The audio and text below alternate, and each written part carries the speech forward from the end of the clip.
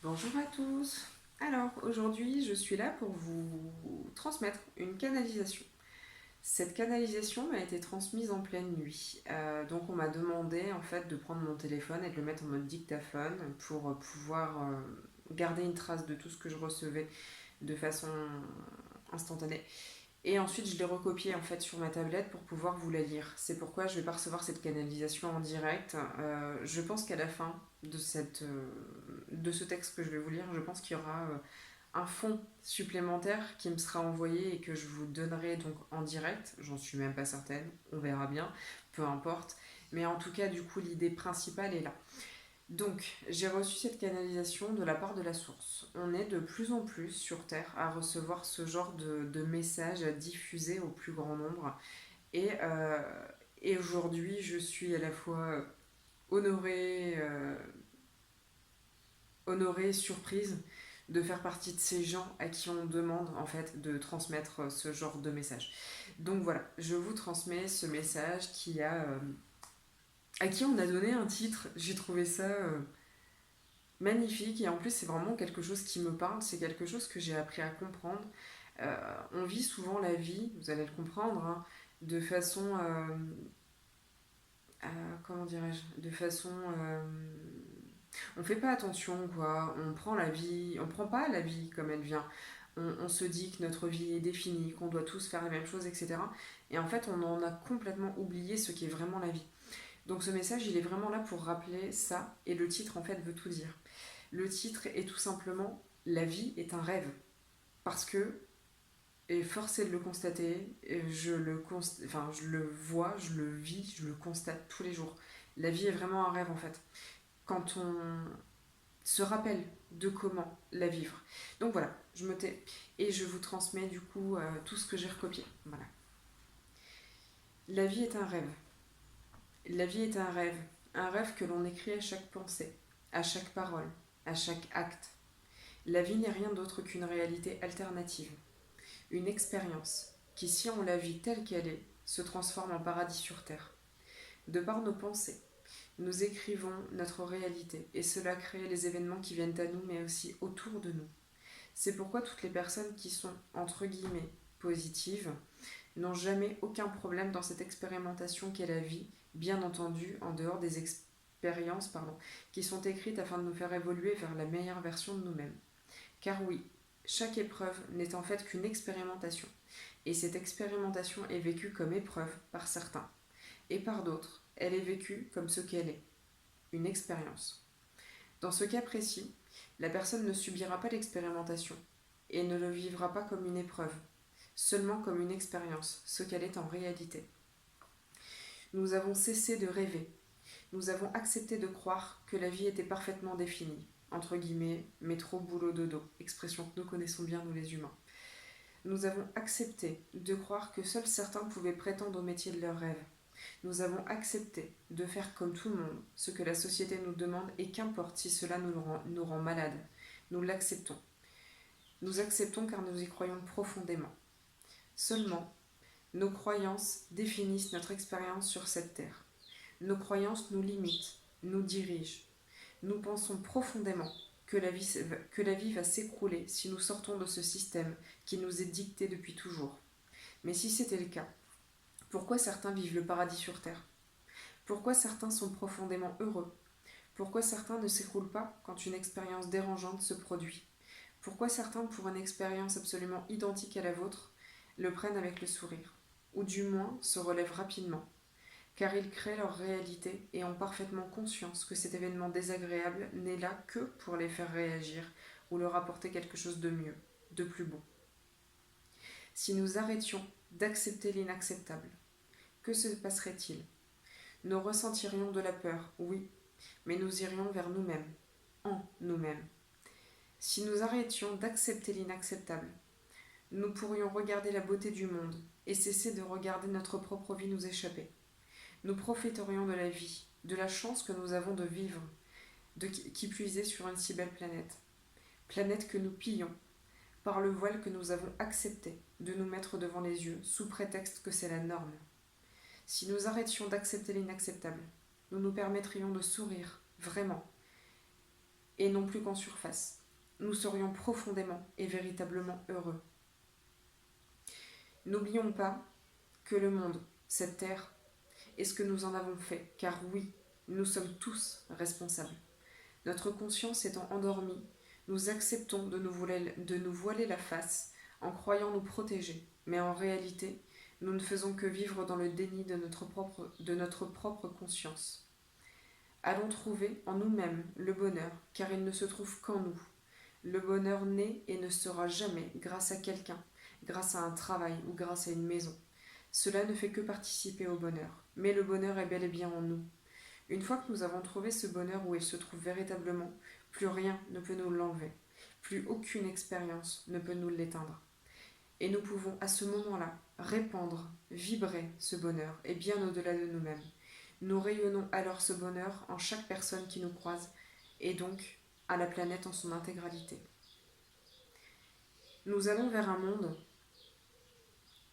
meilleur, un monde où la planète sera enfin respectée à la hauteur de ce qu'elle est, où elle ne sera plus pillée, où les guerres n'existeront plus. Nous nous devons d'y participer. Nous nous devons, à notre échelle, en changeant notre monde intérieur, de rayonner à l'extérieur pour participer, enclencher ce changement. C'est trop facile, inutile et surtout néfaste de prononcer des phrases du genre « Où va le monde ?» Cela ne sert à rien que je fasse ces efforts-là, puisque je ne changerai pas le monde à moi tout seul. Ou pire encore, je ne vais pas me priver, car cela ne changera pas le monde. Ne croyez-vous pas que si tout le monde pensait comme ça, rien n'aurait jamais changé?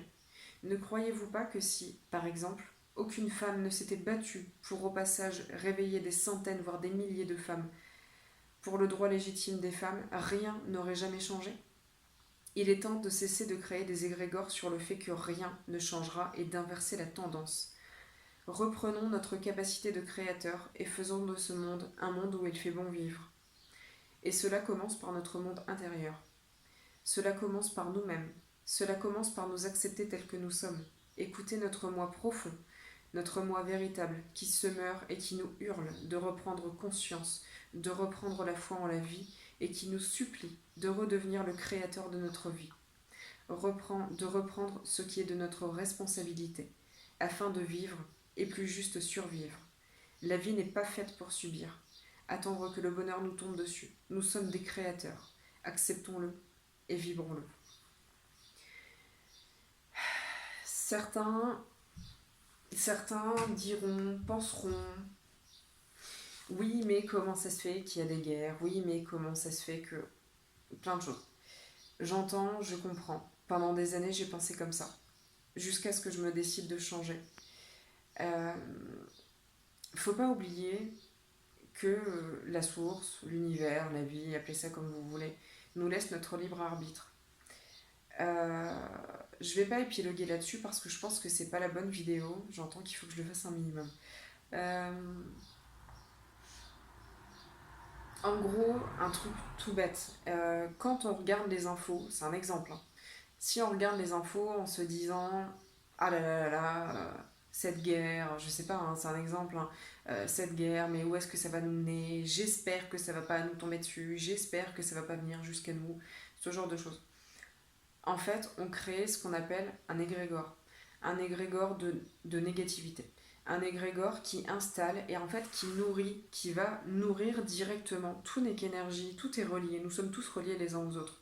Donc quand on pense de cette façon à la guerre, c'est un exemple, hein, on donne à cette guerre de l'énergie, de la vitalité, en fait, pour continuer d'exister.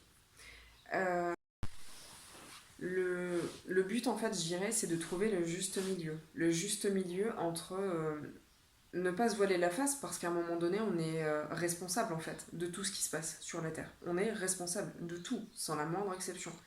Donc, il faut trouver le juste milieu entre se protéger, parce que c'est nécessaire pour ne pas participer à ces égrégores, etc. Mais le but aussi, c'est d'arrêter de se voiler la face.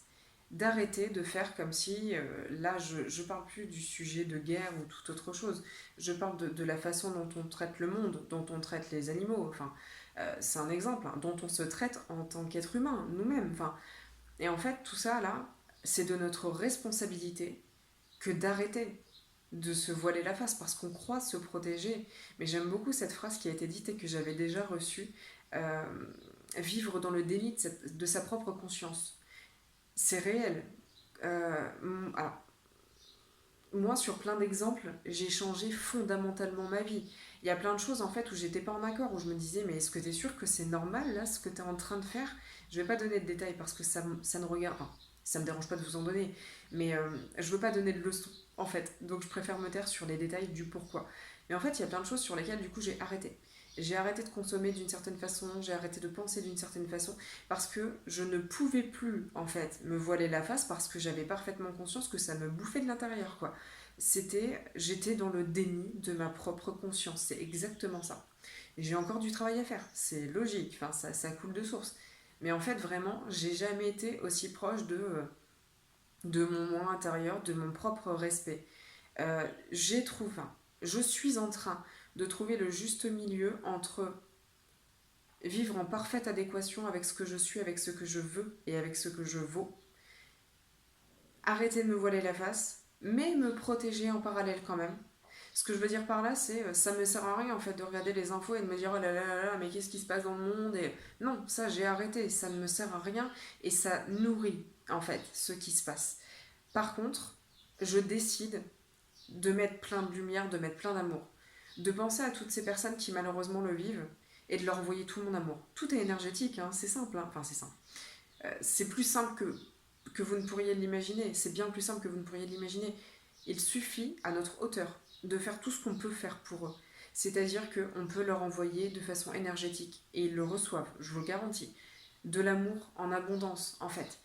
Et en fait, en travaillant, en inversant la tendance, notre monde intérieur, notre façon de penser, etc., et bien du coup, on peut leur apporter.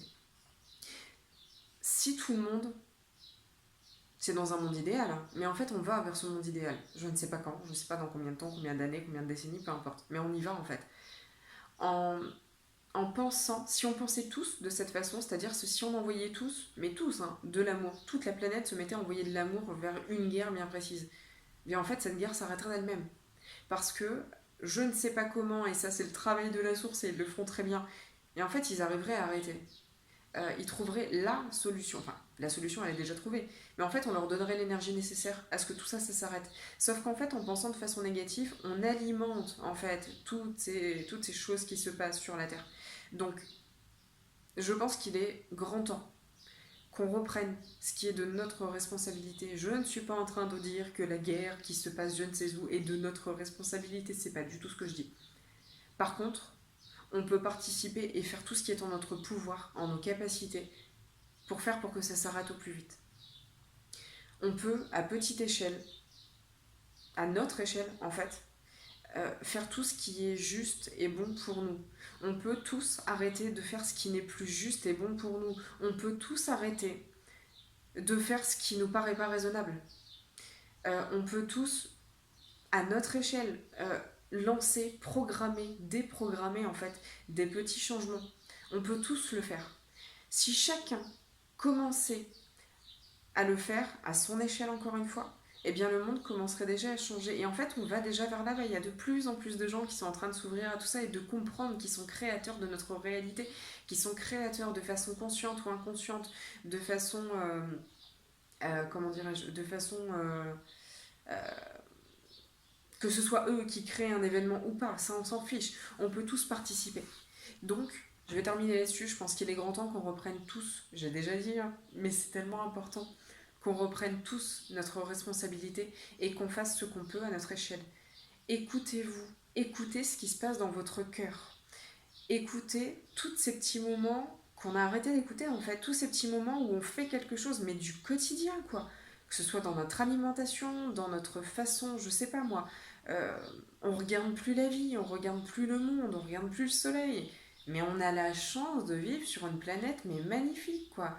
Commençons à arrêter de foncer dans la vie du quotidien. Enfin, à un moment donné, si on a tous le temps hein, de prendre 3 minutes, de regarder le soleil, plutôt que de boire son café devant les infos, le truc, mais qui fait mal pour toute la journée, comme ça c'est réglé, on est sûr qu'on va passer une super journée. C'est ironique quand je dis ça, on est sûr qu'on va passer une journée de merde, pour dire les choses comme elles sont. Et bien en fait, buvez votre café dehors. Enfin, c'est des choses toutes bêtes, mais en fait qui changent fondamentalement notre vie, qui changent mais la journée. Mais vraiment, on réécrit nous-mêmes notre propre journée. Donc si on réécrit notre propre journée, on réécrit aussi tout ce qui se passe autour de nous. Il faut pas oublier ou prendre conscience, je ne sais pas, ça dépend de où on en est dans cette compréhension et peu importe, euh, que notre monde intérieur, comme il a été dit dans ce texte, crée réellement le monde extérieur. Vous remarquerez quand vous êtes dans de bonnes dispositions, une collègue, un collègue qui est de mauvaise humeur, quand vous êtes bien, que vous rayonnez quelque chose de bon, je sais pas, parce que vous avez passé une super bonne matinée ou peu importe, en fait vous allez voir votre collègue changer à votre contact. Oui, c'est comme ça que ça fonctionne. Donc, consciemment ou pas, on rayonne à la planète. Donc, on rayonne sur tout ce qui... Enfin, tout est impacté en fait par nos pensées, par notre façon d'être, par nos vibrations. Donc je pense qu'il est temps qu'on reprenne tous en main nos pensées, nos vibrations, etc., etc., pour impacter directement la planète. Allez, je vais me taire, je pourrais continuer à épiloguer pendant des heures et des heures parce que c'est un sujet qui me porte à cœur, mais pour info, c'est aussi des choses que je peux travailler en soins. En fait, je propose par exemple un éveil des capacités. Parce qu'on a tous capacité de télépathie, capacité énergétique. Alors pas tous pour faire les mêmes choses, mais peu importe en fait. On est fait d'énergie, c'est aussi simple que ça. Donc on a tous tout un tas de capacités.